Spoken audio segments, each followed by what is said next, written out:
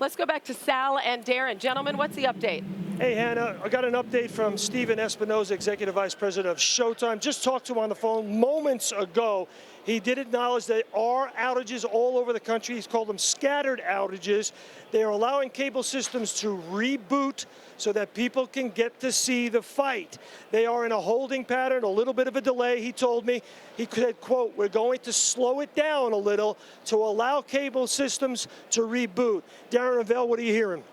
Well, it just seems like they could not get it done. Originally, we thought this was just an online streaming issue. We thought it was the UFC and the Showtime online streams. Then it turned out people started complaining about cable carriers.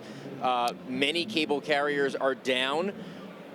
They have to Which cable carriers are down? What are you hearing? Xfinity, Atlantic Broadband, Comcast. We don't know if these are down in entirety. We just know at least some of the people who have paid $100 for this fight can't get it.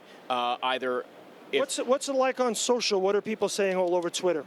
I'm surprised it's not trending at this point, but you see people sending pictures of the service unavailable, the spinning, the buffering.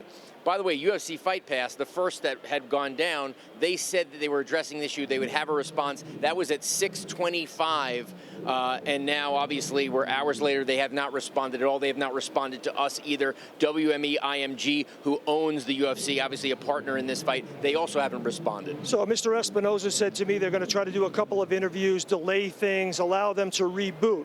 Why? It's obvious they don't want a situation that happened with Pacquiao Mayweather 2 years ago. Explain to people. Well, there was two issues with Mayweather Pacquiao. First, it was I'm not getting the feed, but second, most of the lawsuits are about the fact that Pacquiao did not disclose his injury, which was later disclosed, and they felt that it was a fraudulent fight. So there's two issues there. Here, there's already an issue with people are going to say it started at 9 p.m. Eastern time. Guess what? I paid for the undercard. Whether they did or didn't, you can't prove that. And so I would say there's already money lost. There's already the potential for lawsuits.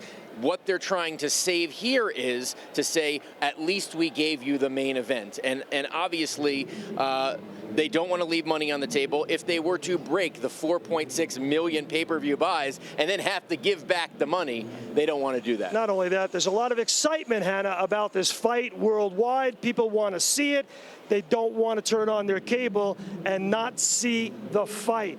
Bottom line is, Steven Espinoza of Showtime called me a few minutes ago and said, we are in a holding pattern. We are delaying. We are allowing these cable systems to reboot. We want everybody to see the fight. Talked to Brett Okamoto, who is embedded with the McGregor camp, and he said everything is very light. The mood is light in the dressing room for Conor McGregor. They aren't too concerned about it. I'm sure the same thing is true with Mayweather. These two guys are ready. They've been calm, cool, and collected. But right now it's a delicate situation. Promise to keep you updated as soon as we know something new, Hannah.